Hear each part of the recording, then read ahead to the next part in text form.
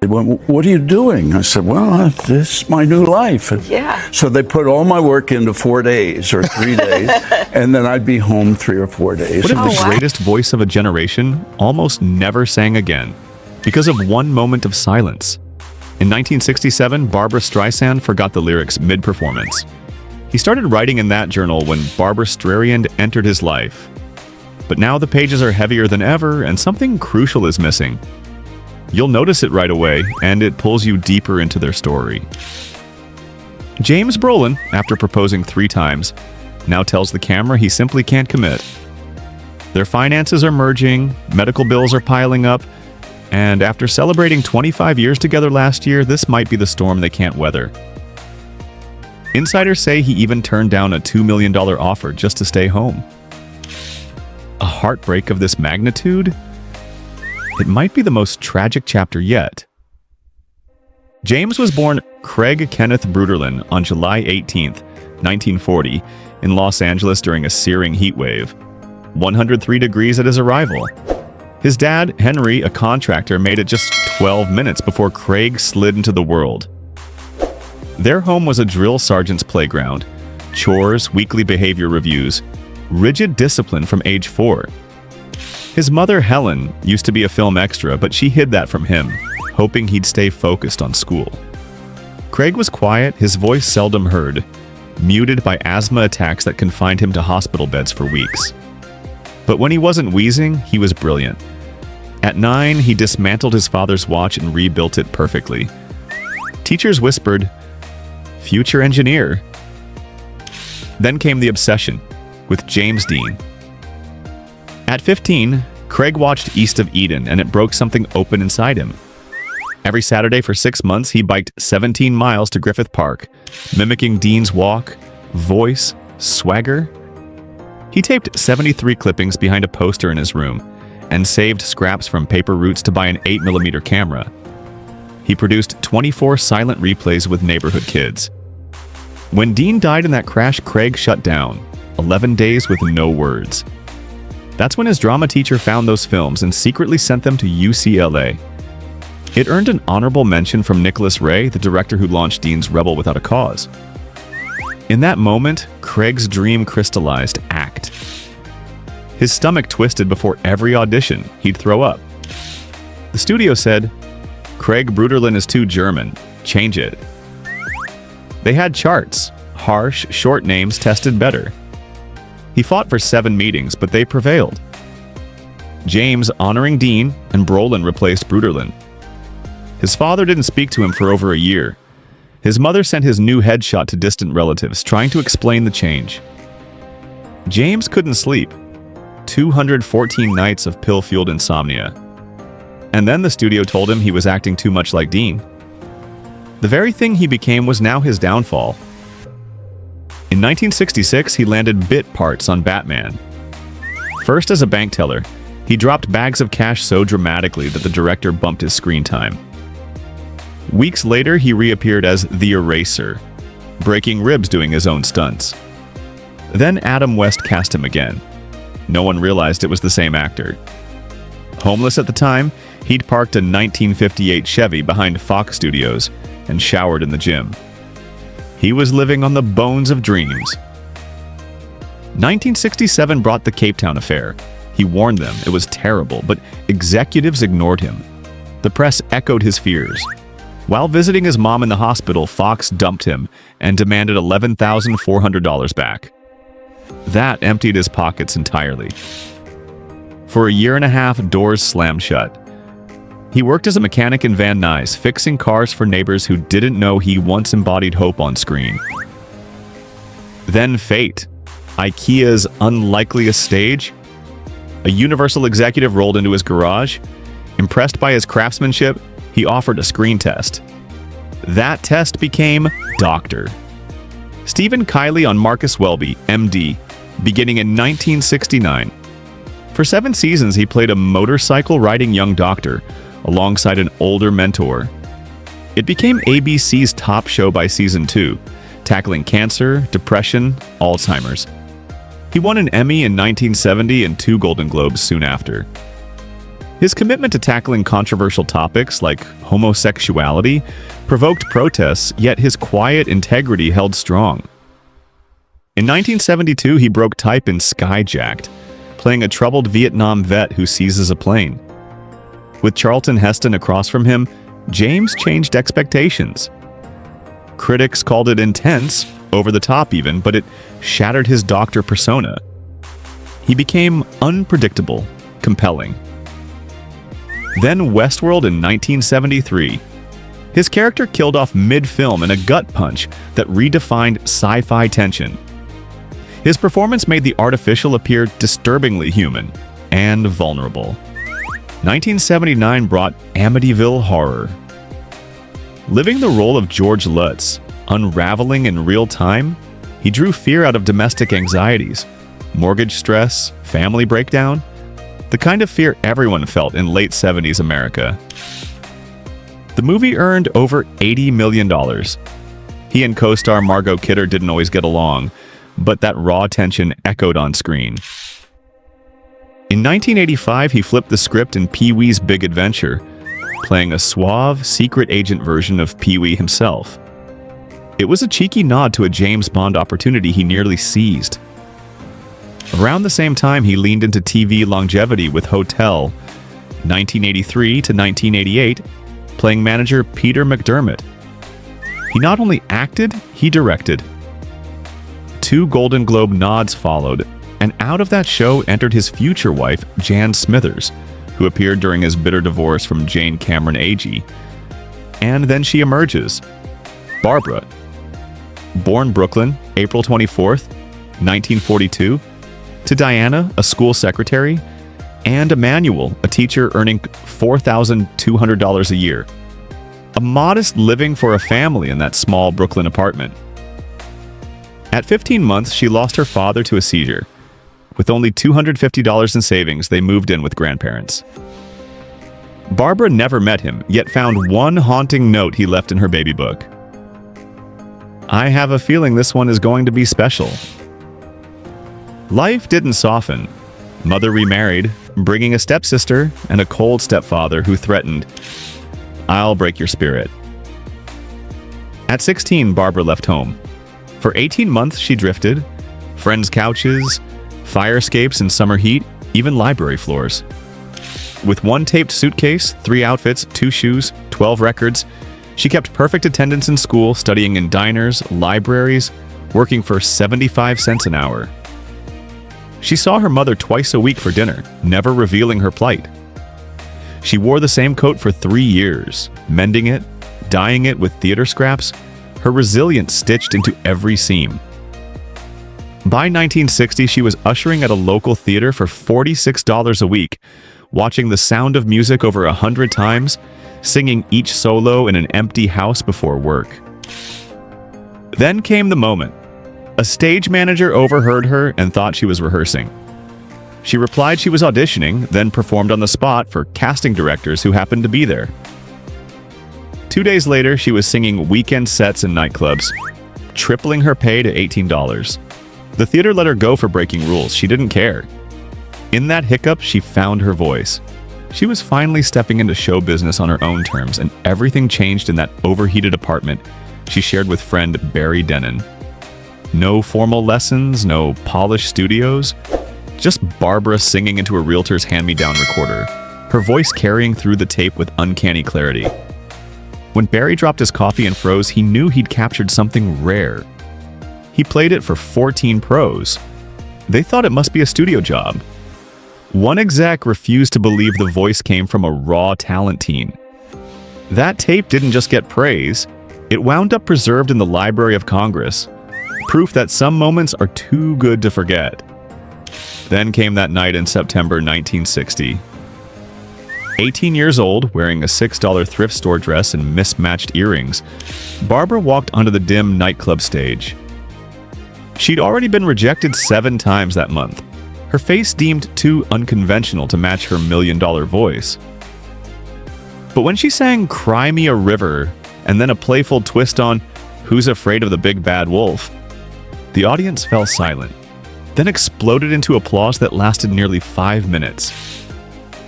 Judges gave her straight A's, the first time that club had experienced perfection.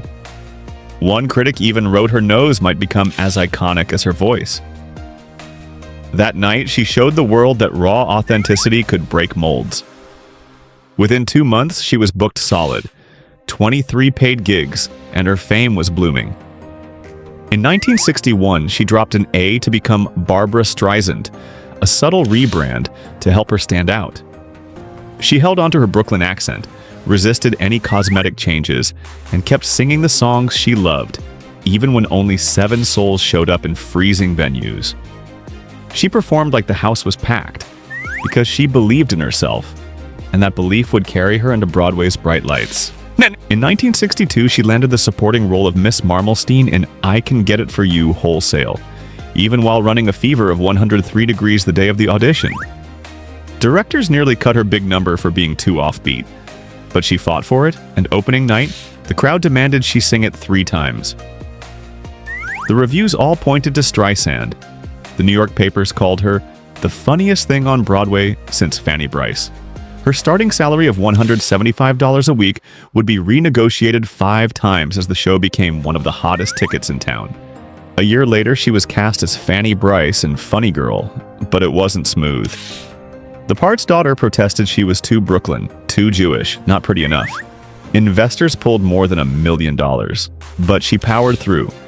867 performances, only 2 missed, even while battling pneumonia.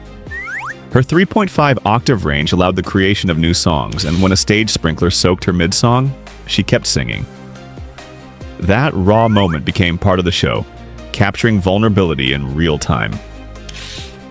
When the production went to London, critics were brutal, but audiences disagreed, with tickets selling on the black market for £150. The transformation from theater star to television icon began in 1965, when CBS offered her a $5 million deal for 10 specials. Control guaranteed. She refused interruptions from commercials and demanded creative authority. Her first special, My Name is Barbara, started in darkness, but 71% of viewers tuned in. She directed it herself and swept 5 Emmy Awards. She didn't just perform, she shaped the experience. In 1968, she brought Funny Girl to the silver screen, and it exploded. Box office soared. She earned an Academy Award for Best Actress in her debut film, tying with Katharine Hepburn, the only tie in that category's history. 8 Oscar nominations followed, and the Library of Congress later deemed the film a national treasure. After conquering musicals, Streisand ventured into comedy with What's Up, Doc? 1972, alongside Ryan O'Neal. Though she initially doubted the script, rewrites pivoted her into the funny lead, earning her $500,000, more than her co-star, and cementing the film as one of America's top comedies. That year also saw The Way We Were, co-starring Robert Redford. With a $5 million budget, the film grossed $50 million. Streisand's Oscar-nominated role and the title song, sung by her and selling over 2 million copies, became a cultural touchstone, ultimately entering the Grammy Hall of Fame. In 1972, she formed Barwood Films. Her debut production, Up the Sandbox, explored a housewife's inner world. It wasn't a blockbuster, but critics praised its daring take on feminism, invoking comparisons to Greta Garbo.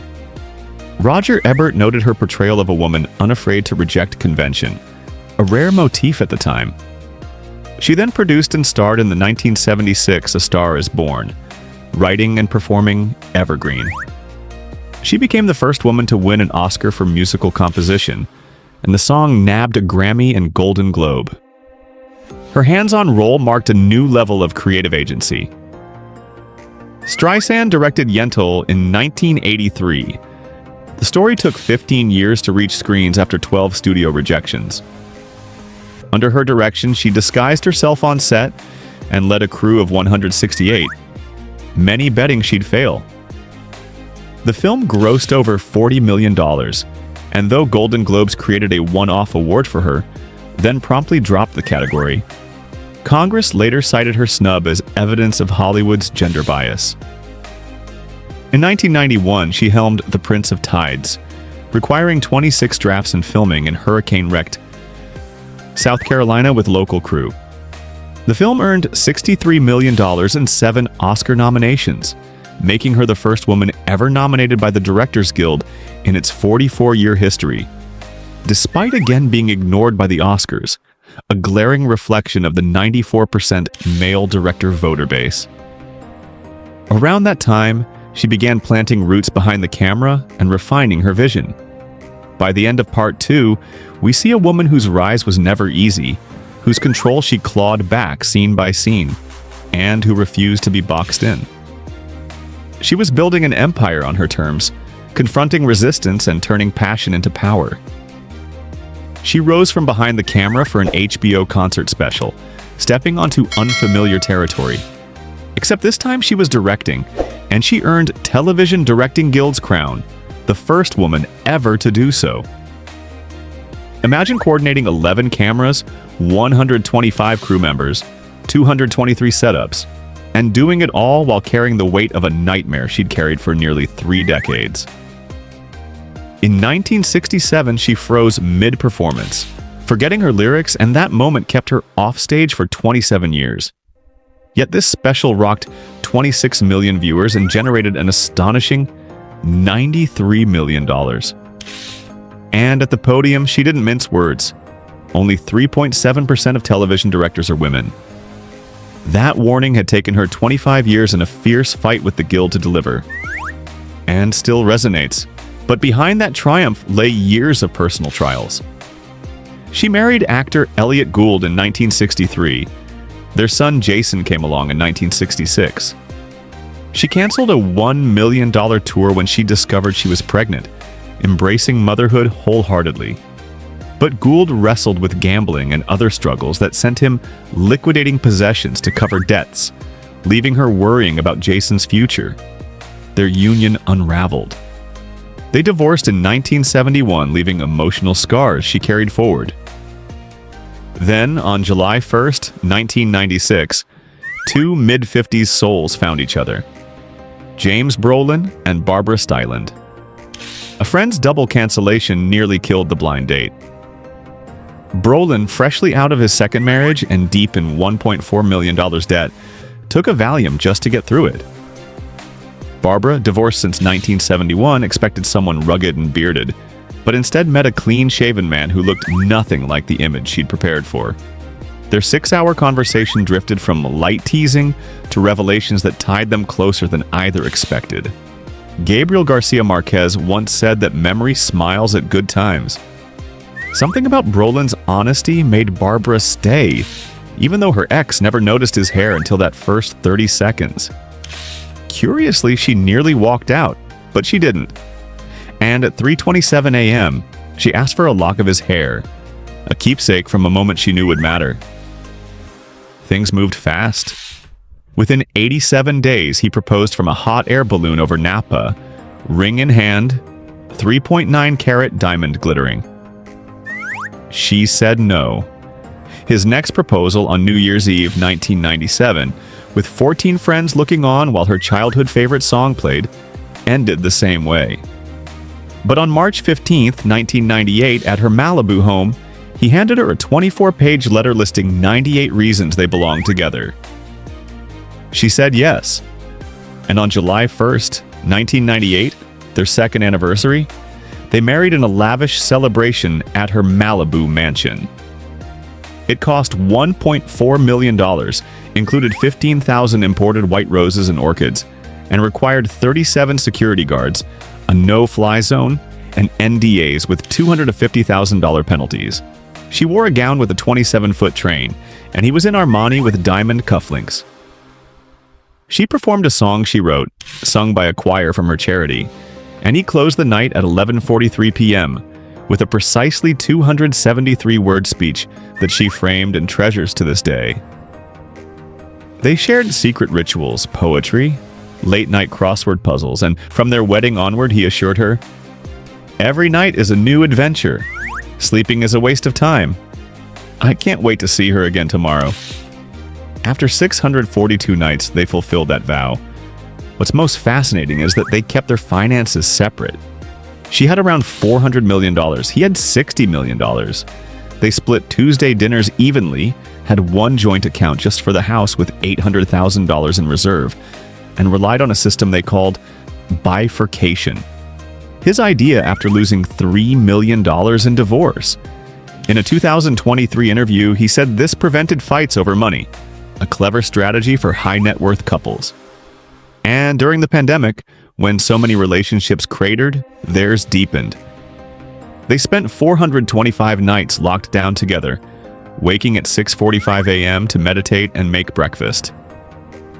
Then came 37 puzzles, 2 full runs of The Crown and Bridgerton, and even costumed reacting of favorite scenes.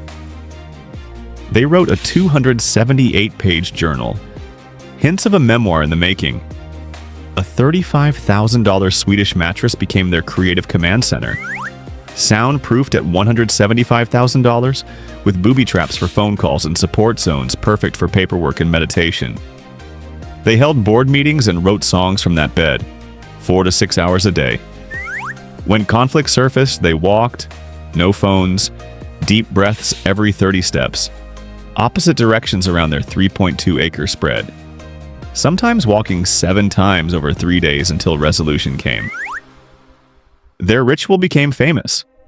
217 walks by 2023. One spat over her memoir in 2019 didn't end until they'd walked 7 times. That disciplined routine even followed them on vacation. She didn't just nurture their relationship, she championed women's heart health. In 2014, she founded the Fight the Lady Killer campaign, shocked to learn heart disease kills more women than all cancers combined. She funded a new center at Cedars-Sinai and pounded the NIH stage in 2018, calling attention to how women often receive substandard cardiac care. The result? Women's mortality fell from 1 in 3 to 1 in 4. Her memoir, My Name is Barbra, handwritten across 970 pages, was finally published in 2023, after a decade in the making. An intimate journey into fame and fortitude. Critics hailed it as candid, lyrical, and raw. At this moment, their story reaches its emotional summit. 2 formidable artists who forged independence and connection in equal measure. She, a titan of song, stage, screen, and social activism. And he, a comeback king who chose heart over hip-hop headlines. Together, they prove that trust, ritual, and walking routines can build a legacy more lasting than fame. If this chapter of Barbra's journey moved you, drop a comment below. What surprised you most? And if you're drawn to the untold sides of iconic lives, hit that subscribe button.